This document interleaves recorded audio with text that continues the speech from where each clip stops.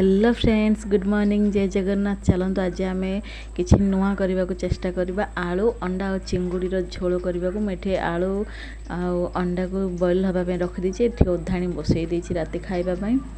चिंगुड़ी fry करी काढ़ी देती। मसला बाटिकी रखीदे। अंडा को आम से पर्यंत फ्राए करवा जे पर्यंत ये गोल्डन कलर हो न जाए। देखो ये भल भाव फ्राए हो सारी।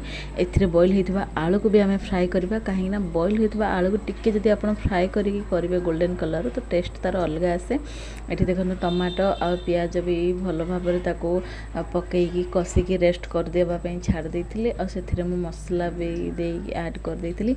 एबे आपण किचन रे जहाँ भी अस्त्र शस्त्र अच्छी सब अप्लाई करदे।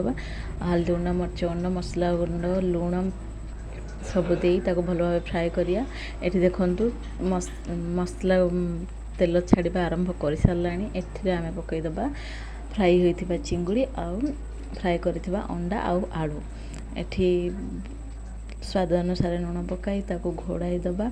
हाँ, मन रखिथे जो बाउल रे तमे मसला बाटी थो से बाउल रे ही पानी दब, से ही पानी दब, ताहले ही जाइए तरकार अधिका झोल आसेनी, सामान्य हे भल हुए। देखंतु एठी मोर हे सारी तरकारी को घोड़ाई दबा। गैस बंद कर चलतु जीवा।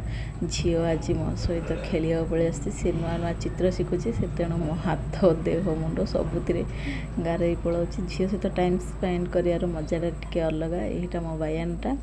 अभी चलते राति खाଇବା बाढ़ी दबा। खाए समस्ते खाई सारे। आम स्वामी स्त्री खाइबू। मो वीडियो भल लगी प्लीज लाइक शेयर सब्सक्राइब कर दियंतु। जय जगन्नाथ।